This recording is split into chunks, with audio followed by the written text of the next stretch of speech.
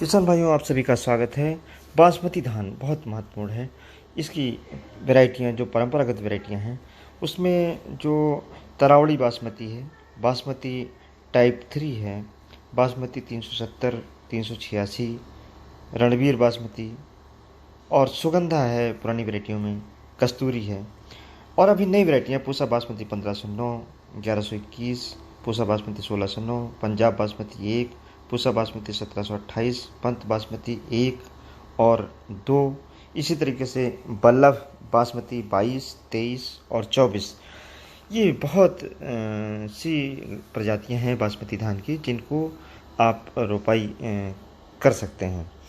इसमें जो ध्यान देने योग्य बात है कि किस समय किस प्रजाति की रोपाई की जानी चाहिए। जो परंपरागत किस्में हैं, उनकी रोपाई 10 जुलाई से लेकर के 30 जुलाई के बीच में की जानी चाहिए। और ऐसी प्रजातियों की रोपाई में ये ध्यान रखना है कि अगर आप बहुत जल्दी इसकी रोपाई करेंगे तो बढ़वार ज़्यादा हो जाएगी, देर से करेंगे तो इनकी बढ़वार कम होगी, और दोनों दशाओं में जो इसकी उपज है वो प्रभावित होगी। और इसके साथ ही में जो ग्रेन क्वालिटी है, उसका जो लंबाई है, एरोमा है, वह भी प्रभावित होती है। अगर टेम्परेचर कम हो तो एरोमा बेहतर रहता है। इसी तरीके से जो ड्वार्फ किस्म की वैरायटी हैं या जो अर्ली वैरायटी हैं, जैसे पूसा बासमती 1509 है, 1609 है, इनका जो रोपाई का उपयुक्त समय है वो करीब 20 जुलाई के बाद का समय है, जिसमें इनकी रोपाई आप कर सकते हैं। और साथ में किसान भाइयों, ये भी आपको ध्यान रखना है कि जब आपको बड़ी किस्म की धान की रोपाई करनी हो, जैसा कि मैंने बताया कस्तूरी है, सुगंधा है, या टाइप 3 वैरायटी है, CSR 30 है, इनकी जब भी रोपाई करें तो जो यूरिया की मात्रा है वह 100 किलोग्राम प्रति हेक्टेयर की दर से ज़्यादा ना हो। और जबकि आप जो ड्वार्फ किस्म की प्रजातियां हैं, उसमें 140 किलोग्राम तक यूरिया का प्रयोग कर सकते हैं, और 70 किलोग्राम इसमें फास्फोरस का और 60 किलोग्राम पोटास का प्रयोग करें। पोटास का प्रयोग धान में बहुत ज़्यादा आवश्यक है। इसका कारण है कि जो ग्रेन की साइननेस होती है, चमक होती है, वो इससे बनती है, और जो कीड़े मकोड़ों और बीमारियों का जो प्रकोप होता है वह भी कम हो जाता है। किसान भाइयों, ये ज़रूर ध्यान रखें इन प्रजातियों में जब आपको नर्सरी तैयार करनी हो तो 25 वर्ग मीटर नर्सरी के लिए 1 किलो बीज का प्रयोग होना चाहिए। और बीज 1 एकड़ का अगर बीज आपको तैयार करना है तो 150 स्क्वायर मीटर में बीज आपका तैयार हो जाएगा।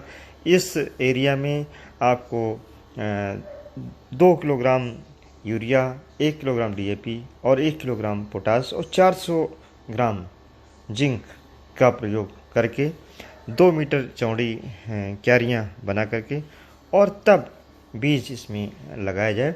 बीज का शोधन जब नर्सरी हम तैयार कर सकते हैं, उसे कर रहे हैं उसी समय कर लें। एक जो 1 केजी बीज होता है, उसमें 4 ग्राम ट्राइकोडर्मा से इसका शोधन कर सकते हैं, या बेविस्टिन से 1 ग्राम प्रति केजी बीज की दर से बेविस्टिन से इसका शोधन करके तब नर्सरी हम तैयार करें।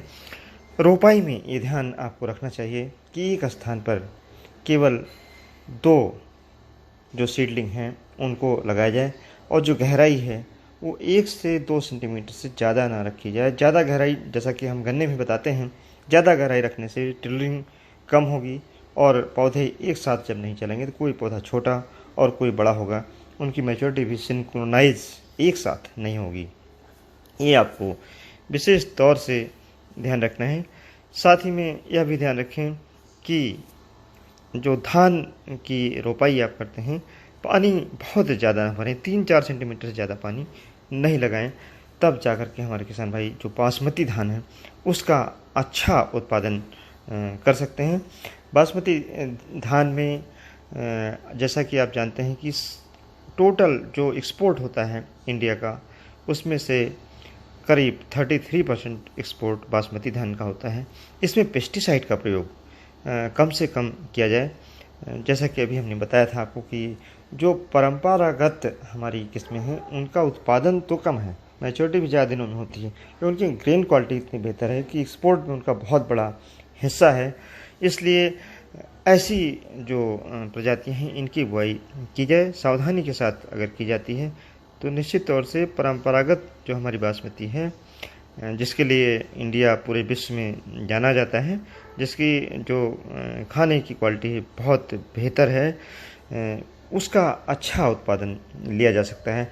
थोड़ा सा बेहतर उत्पादन है जो हमारी ड्वार्फ वैरायटी हैं, जल्दी डेवलप हुई, लेकिन इनकी क्वालिटी उतनी बेहतर किसी भी दशा में नहीं है। किसान भाइयों ज़रूर ध्यान रखें। अभी मैंने एक प्रोडक्ट आपको बताया था सागरिका। सागरिका का अगर आप प्रयोग कर लें तो आपको बहुत सारे केमिकल नहीं डालने पड़ेंगे धान में। तो धन्यवाद। जय हिंद, जय भारत।